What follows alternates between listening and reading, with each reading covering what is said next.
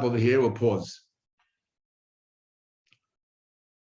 Today's blot is Daf Chaf Aleph Amud Aleph. We're going to discuss the topic of Shnius. We said the Rabban added another layer. We're going to go through what this other layer is. First of all, how do you even know that there should be another layer? It's not enough people that's considered ever already. Amud Aleph says Rabban. The name is Shnius. How do you know that you have to add another layer? It says it says in the pasuk that all of these terrible abominations the people did. It says the word ha'el that will live before you in Israel, and therefore we have to make sure you don't behave this way. Ha'el is cautious. He said Ha'el is very tough. Averis, Miklal, Ikarakat. There's Averis similar, but less severe. So that's how you know there's a concept called Shnius, a second layer. Umayni or Shnius. Umay mashna Elish the Kasher. Hain the word Ha'el means tough, severe. It says in Pasuk, it says, he brought as Eli Ha'oretz Lachar. He took the strong people from the land. So we see that Eli is strong. Maybe this argues Rabbi Levi. You're telling me the word el means strong. Rabbi Levi said, "Kosher is the punishment for cheating in your scales in your retail shop is worse than oinshin shalorayis, and the punishment for arayis. Shazen nema behen incest and all that. Shazen nema behen el. Here it says the word el.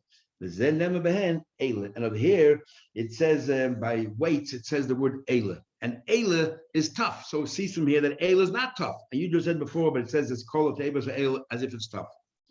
So Gemara says, the Eil kosher, the Eila kosher me'el. It's not a question. Eila is really tough. Eila is tough. And the fact that we say that these abominations are tough shows us that there are other abominations that are less tough. And that's how we know to add another level of shnius. It says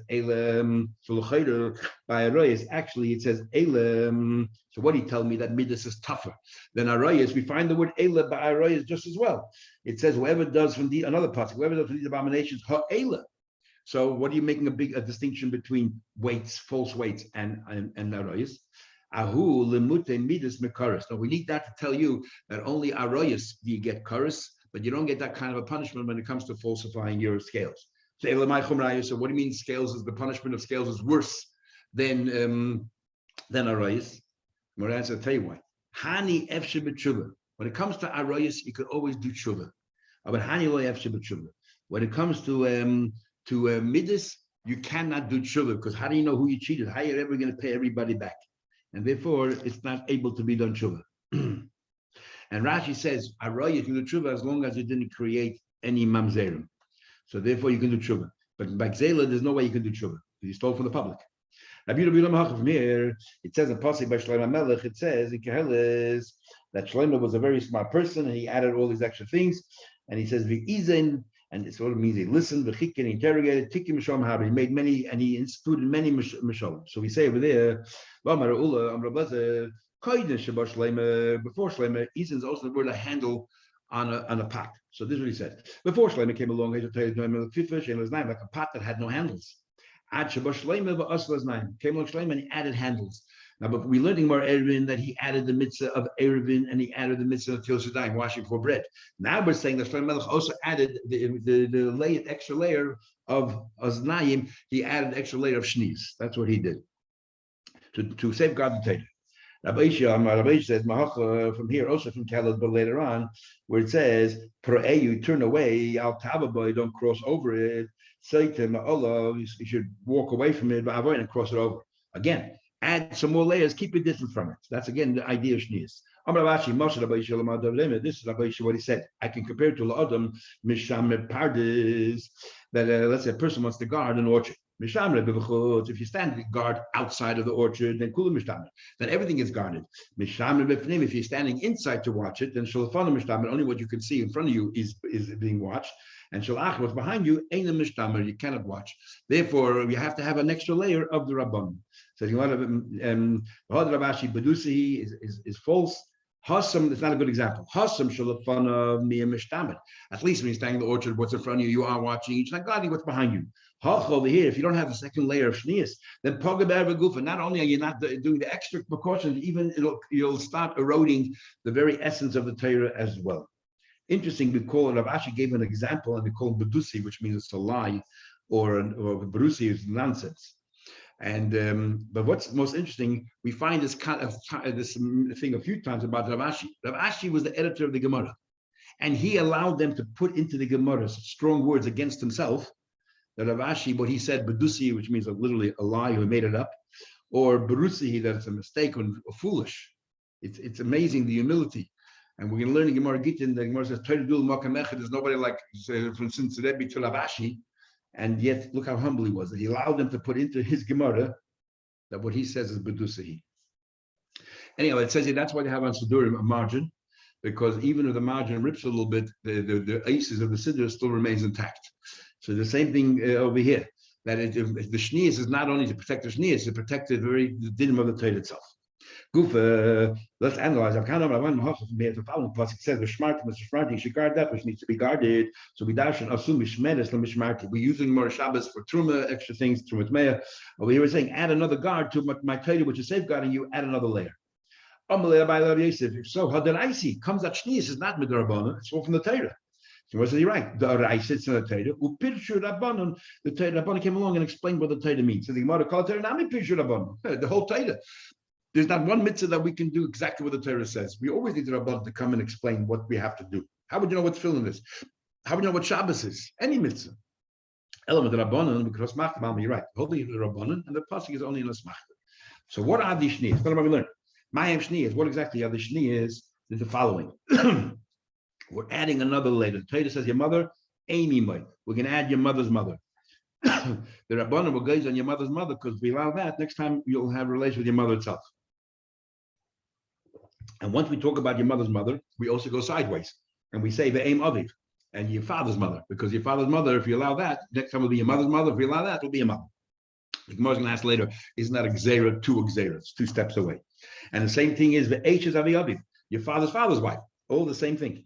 The H is Avi Imai, and your mother's father's wife, same thing. It's all like your mother's mother, which is like your mother. Then we have the H is Achei Ha'av, let's say Mina'im. Let's say your uncle's, according to the Torah, your father's brother's wife is forbidden. Your father's brother's wife and paternal brother of your wife. So now we're going to add another layer because we're going. If you're going to allow that, you can come to do this. Your aunt, if it's your father's brother's wife. So we're going to ask for other aunts. Who are we going to ask her? The Eishes Achei Aminim. Let's say your father's maternal brother's wives, your aunt, but your father's maternal brother. That's what Rabbanon. And so too the Eishes Achei Minah, and your mother's paternal brother's wife, your aunts. What about your mother's maternal brother, your aunt that way? The Gemara will discuss it later. We're going to say it's included as well. The Kalas Benoi, your daughter-in-law is forbidden to you. What about your son's daughter-in-law? So that's another layer. If you can allow your son's daughter-in-law, next time be direct with your own daughter-in-law. So therefore we asked that as well. The Kalas Bit, and then we also add another layer, which is your daughter's daughter-in-law. And because if you allow that, you can allow also your son's daughter-in-law. And if you allow that, you can allow your own daughter-in-law. But a person is permitted, but you are permitted the H's chamav. So there are 8 cases that we just learned. But you are permitted the H's chamav, your father-in-law's wife. If it's not your mother-in-law, your father-in-law has another wife. She's permitted to you. The H's chargo, your stepson's wife. It's not your son's wife, which is forbidden to you to see your stepson's wife. So even though the Torah says you're not having to do with your wife's, your stepdaughter, but your stepson's wife is allowed to. But also the bas charga, but it's forbidden with the daughter of your stepson. That means your other wife's granddaughter from her other marriage. The charga mutabishta, and your stepson is permitted with your own wife because it's not a blood relative, and we're not going to make an example there. Ubitai and his daughter, the H is charga. So his daughter, the H is charga. They all say to him, Ani, the wife of your stepson says, Ani mutereslach. The wife of your stepson says, I can live with you. But Biti, my daughter, Asullah, ironic. My daughter is another generation away, is forbidden to you because it's your wife's granddaughter. And the Torah says your wife's granddaughter is forbidden to you. Bas Pita, Bas Manah. But your stepson's wife is permitted to you. And I'm a generation ahead. So she's taunting him. I was just saying that. Bas Chorga, the Raisi, the daughter of the stepson is Materachsi as Bas Banah. The woman and her granddaughter, even though it's not your granddaughter. There's Bas Bito, the granddaughter through the son, through the daughter. What's the question? So why mention that? That's the Chayda, Matayda, us. Where it says, why we mentioned that here at all is l'chayda. We know that the granddaughter. We're talking about shnias here. In the middle of the whole shnias, we threw in about a granddaughter. It's not your biological granddaughter, but your wife's granddaughter is forbidden to you. That's from the Torah. Why throw it in? Oh, because more it says it's a lead up to the comment we just learned. Let me say what's in the sefer. Your stepson's wife says, interesting. She says, I am a generation closer to you, but I can marry you. But a BT, but my daughter, that's a generation further, Asurulach is forbidden. And Afagav the BT Asurulach Midaraisa. And what she's saying is, even though my daughter, a step further, is also to you from the Torah, the Rabbanan decided to relax and not to throw me into the Easter as well. But the deal goes about Rabbanan. But by me, they didn't make any Gzera. Says the Gemara,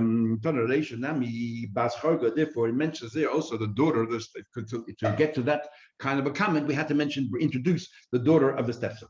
Says the Gemara, if we're talking about that kind of a comment, that seems a bit ironic that the Rabban didn't make Zeta. We could have made another comment, not bottom up, but top down.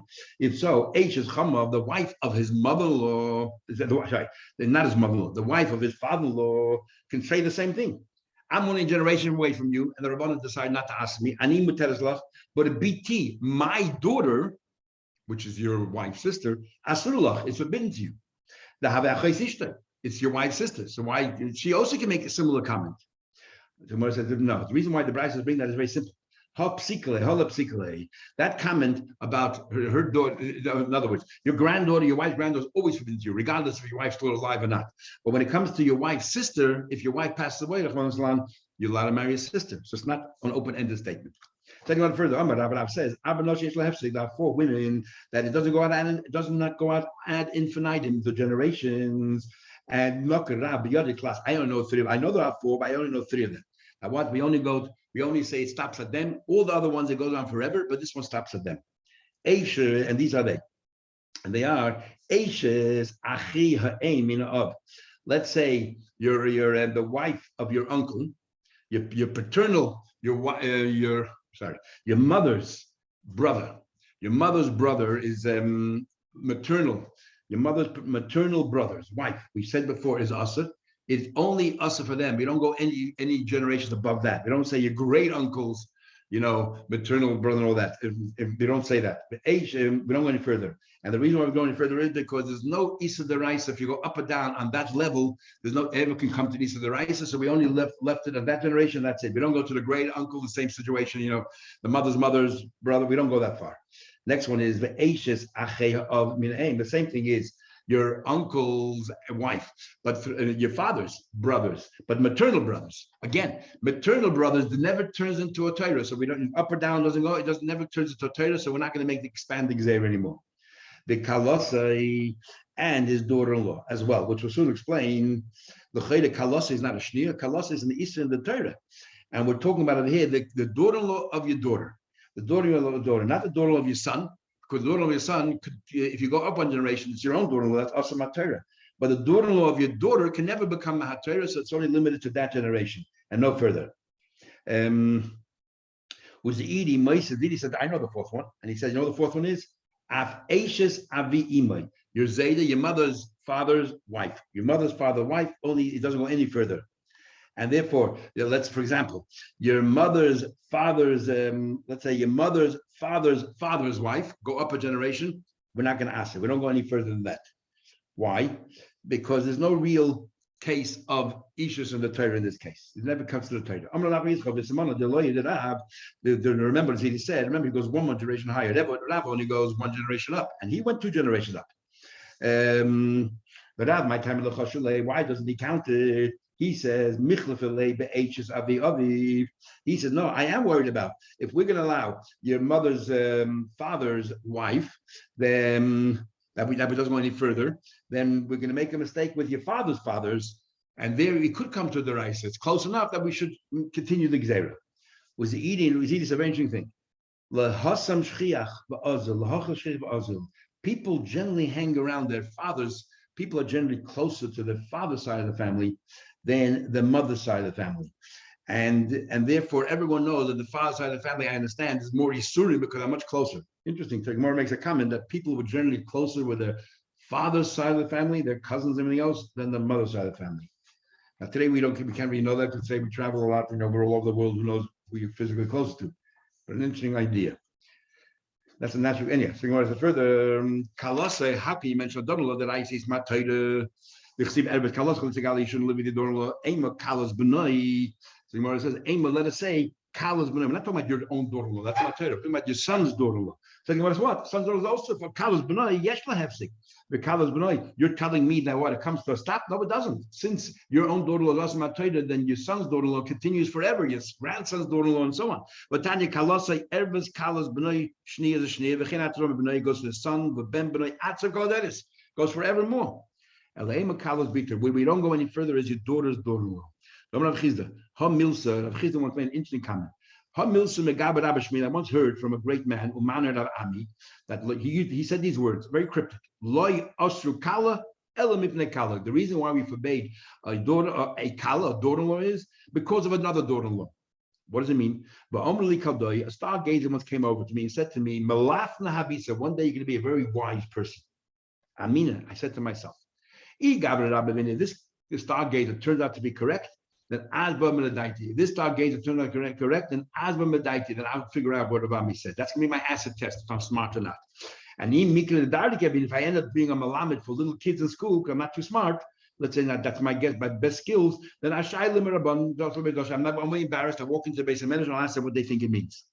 I think I can figure it out. In other words, he's trying to say, I became smart. Like what Abami was saying was, like Asr Kalas Bita, you know why we forbade the daughter's daughter-in-law? Why should be Asr? Because people make a mistake. And also think that if you're allowed to live with your daughter's daughter-in-law, you're allowed to live also with your son's daughter-in-law. It's very hard practically to understand all these things about you. Who's going to marry somebody 3 generations older than them or 3 generations younger than them? I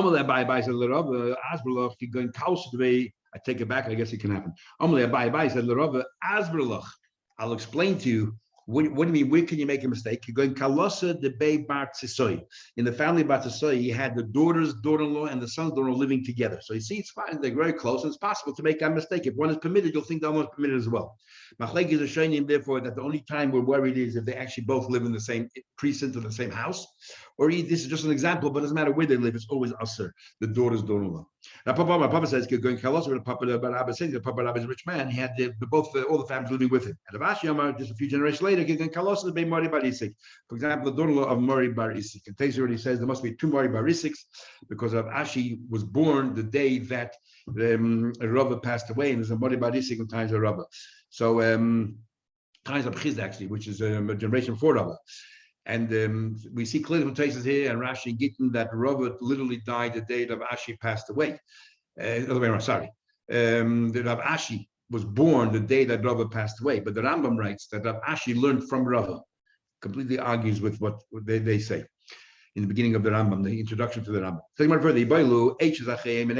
We talked about your uncles, your mother's paternal brother's wife, and we spoke about your father's maternal brother's wife. What about your mother's maternal brother's wife? Do we also make a gzei there as well? Do we extend the Yisrael or not? The questions follow. You know why? That, let's say, your mother's paternal brothers, over your father's maternal brothers, over your mother's paternal brothers. There's always a father involved in it.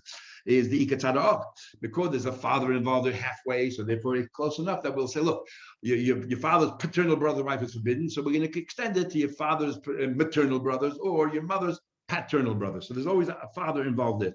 The Gazrabon. But if it's your mother's maternal brother's wife, there's no father there involved at all. The Gazrabon, we're Geyser. It makes no difference. Says, I don't understand. The whole reason why your mother's paternal brother is forbidden is only because we're worried next time you'll make a mistake and you think your father's paternal brother's wife is permitted. So he go for gzeida, but not naked and niggas. Well, we can make more decrees. You don't make more decrees upon another. Amar Rabba says, what are you talking about? And autokul lav gzeira, everything is gzeira. In fact, the whole so many layers here of gzeiras. For example, ima erva, right? Your mother's an erva. Why can't you live with your grandmother? Because the gzeira next time your mother. The aim ima shnia. Your grandmother is a shnia. And yet, what do we say? The gozru alei mother. Your father's mother is forbidden because if your father's mother, maybe your mother's mother, and your mother's mother is your mother. So we see that it's so far away from each other. And what's the reason? Normally we don't compound xeris because kula deveim barabsikar, they're all called babas. Because they're all called grandmothers, therefore they all people don't know the distinction. They're all grandmothers. So it's another example. Aisha's of your father's wife is Erva. Aisha's of your Zayda's wife, your father's wife, is only Xera. Is Shania. It goes through al Aisha's of Ima, then we went further. We took also your mother's father's wife, Mishum Aisha's of Aviv. The time I call it why? The Be'abba Rabba Karla, it's called the Zayda's house. And people know the difference. It's all one Xera. Aisha's Achia of Mina. So the same thing here. Your father's brother, maternal brother's wife is us ever. Aisha's Achia of Mina, and what do you call it? And your father's maternal brothers, the Gazru al Eish and also they said your mother's paternal brothers, Mishum Eish Lachayav Minaim. The time, and so therefore, in your question, your mother's maternal brothers also be us. My time should cool the way they all call your aunts. Once you call, they all have the same name, an aunt, and therefore we're not going to break it down. It's all forbidden. Time I should call it my Toshma. We say. So that so the question goes back. So it's not Xeda. It's not Xeda. Everything is one Xeda. So that question goes back. What about your mother's maternal brother's wife, your aunt? Would it be included this or not? Says the Gemara, Toshma, they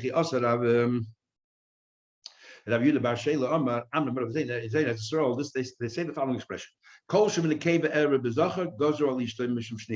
Anyone that if the female is an erva, if she would have been a female, it was an erva, so then is bezacha gozal ishtay. If a male counterpart, his wife is the same thing, is with Rabbanan Bogoizer on his wife, Mishum Shni, as if she is a secondary. Rabbi says, Rabbi, the klolu, is that right? What are you talking about? Take chamoisei.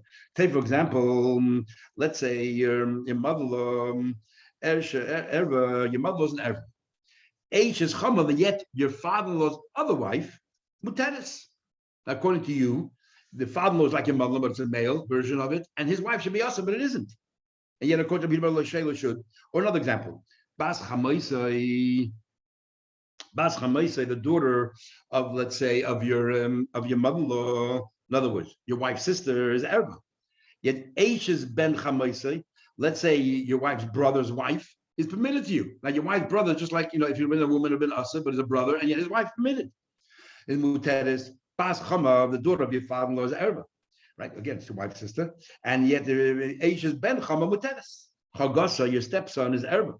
Like if let's say your stepdaughter is forbidden, and Aish is Charga, but your stepson's wife is permitted. Bas Chargasa, the daughter of your stepson, we learned before, is forbidden in the Torah, erva. Yet Aish is ben Charga, your stepson's son's wife is permitted. So what does Rabbi Shela mean? What's he trying to tell you? That the male takes the place of the female, and his wife takes the place of the female. My lav lasui is coming to teach you this case here. Your uncles, your mother's brothers, maternal brothers, his wife. The cholshem in the cave erva is bezachar gazru ishtemishim shnia, and therefore we asked over here as well that it's awesome. In other words, if it would have been a sister, your sister of your mother. Doesn't matter whether it's maternal or paternal, is forbidden to you. So therefore, if it's your mother's brother, takes the place of your sister, his wife becomes forbidden to you midrabanan. Says the Gemara, why take it? Well, so how come here we asked your aunt, and how come we don't ask for all these other cases we just gave it for? So that's a very simple answer. In the case of your aunt, it's your mother's sister, let's say your mother's brother's wife. There's only your relationship is through only one condition, by marriage, but only one marriage. It's your mother's brother. So therefore, it's your mother's brother's wife. There's one condition. Hani, all of these ones over here, it's you need two marriages in order to make them related to you. You marry this woman who already had kids, and then one of those kids, the grandson, let's say, married a woman. So you need two marriages to bring close to you. That's already far too distant than Rabban Ben Asa. Puppy, so Mishashim with this nice sent to that puppy, Yilamdenu Rabbeinu, teach us please. Ashes Achi Aviha of, let's say, the wife of, let's say, the great uncle. So you have the Aviha of, right? You have the grandfather has a brother and their wife. What about the great uncle's wives, the great aunts? What's the deal? We talk about aunts, and we covered all aunts, they're all forbidden. What about the great aunts? The achos avia of, or either the wife, your great aunt, because it's the wife of your uncle, your great uncle, or it's the sister of your father, your great aunt. Mao. What's the din there? Do we say? Do we say that since going downwards we ask it? Since one generation lower, it's us. So we'll continue going upwards. Since aunts and uncles are us, aunts are us. So we should make great aunts us as well. So we say us a totally different generation, the great aunts, and we're not going to make an Easter.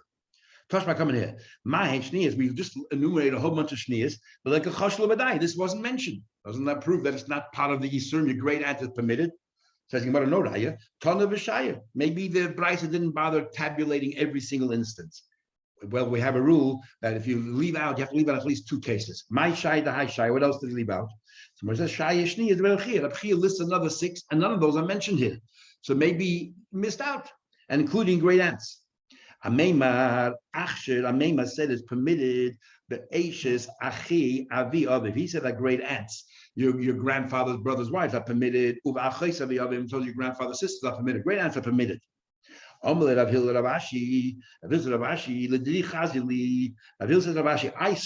Shnias Mar Berei de Ravona. I saw a letter or a document that it said it came from Mar Berei de Ravona. And there it says Shitzuli Yisurim. He says there's 16 cases of Shnias. Now in the Brisa before we only learned 8, and then we'll have the 6 of Chia, that's 14. There's 2 missing. Which 2 you think are missing? Must be the aunt, either your father's sister or your father's brother's wife. My love, Tam the Masni to 8 in the Mishnah, Beshita Rabchi, the 6 of Chia, Bahanatati, and these 2 great aunts. Hashitzas, how do you get to 16? So Rabashi says back to him, according to you, Shivasahab. If you want to include your great aunts, which are 2 cases, then there's another case as well, which will make it 17. And what is that? The Ika, there is also the case of Ashes Achei Ha'aim, Mina Aim. We just resolved before. Your regular aunt, but it's your mother's maternal brother's wife, which wasn't included in the Brisa before. We just discovered that it's also usher, and that's not mentioned. So that's case number 17. The Pashtin Lisura. So Hillel said, Holy Kasha, that doesn't bother me. Your great aunt is considered like 1 case, not 2 cases. Hanoch Tarti the Damila Dodi, because your great aunt, whether it's your grandfather's sister or your grandfather's brother's wife, is really like 1. It's Kechad Chashlu, is considered like 1. So the Hashitza, you have a total of 16. Well, he said to Rabashi, forget your whole conversation. The fact that I saw your great aunt is forbidden. Rabashi said back to him, well, the time according to you, you're telling me that you rely on this document. Let me ask you a question. What happens if you have exivul tater?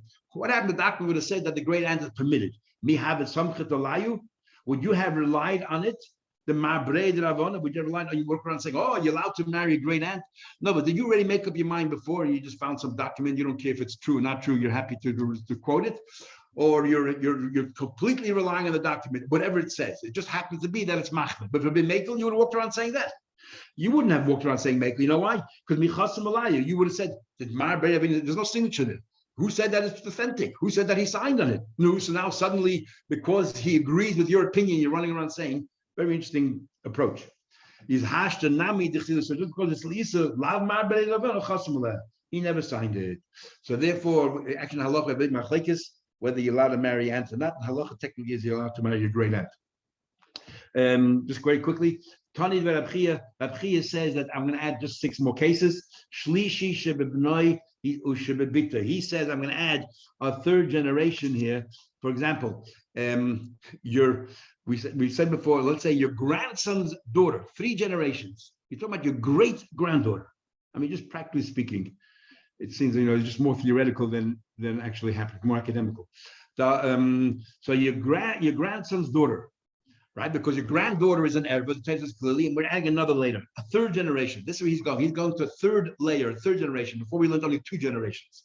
But the same thing, Ushebeben Ishtoi, and the same thing is, Shlishi Shebebnoi Ushebita, the 3rd generation of his son and his daughter, and Ushebeben Ishtoi, and the same thing, his wife's, which is forbidden to your son and grandson, add another layer. Ushebebasti and your wife's daughter, 2 generations, which is also matayda, and you add another layer. What do you call it? Vasnishta is shnia, and I said, these are all what's shnia.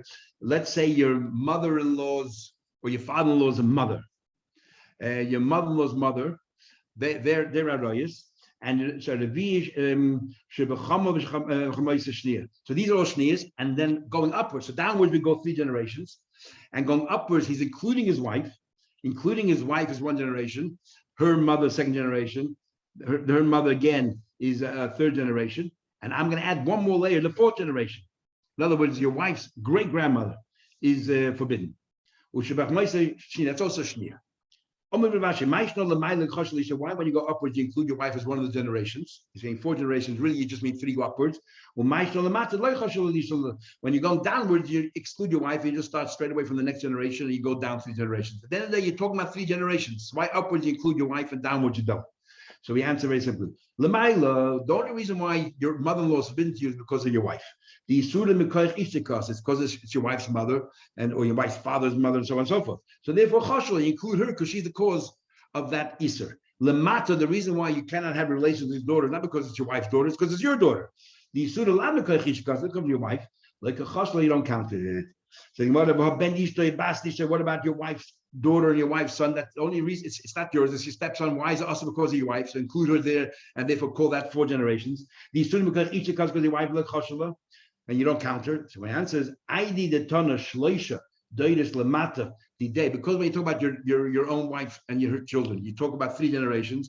Then when you spread out a little bit further, you talk about your wife's her own children, your stepchildren. We count it the same way. But lechoshra, you don't count it as well. Tanam, we learn gimel deres lamata the dava lechoshra. We learn 3 generations by her, but we don't include her in it. I think we should stop here. Well, let's go to the formal line if you don't mind. Just finish. The question is the shnias of Rav Chia. Do they, like we learned before, they go on forever? These also go on forever or not? Yesh lehen hefsek or ein lehen hefsek. Just 3 generations goes no further or forevermore. Tashma Rav Dalad Nashim yesh lehen hefsek v'sulay. Rav said before there are only 4 women, 4 cases where it stops by them, doesn't go any further. So therefore, Rav Chia's cases obviously it does go further. So the Gemara said no. The line of Dilma Kika Marav Lahimastiti, who's making a comment on that brisa. All the cases that brisa mentioned, some of them go forever, some of them don't. It wasn't talking about every case of shnias. Tashma coming there, Shlishi Levi. Shlishi Levi, and it says Rav Chia clearly says sometimes it's 3 generations, sometimes it's 4, but obviously it doesn't go any further. So Gemara says no. Maybe Dilma read it Mishlishi ve'elech, Midavi ve'elech. It goes 3 and beyond, goes 4 and beyond. So therefore, we don't know. Okay, we'll stop over here, and.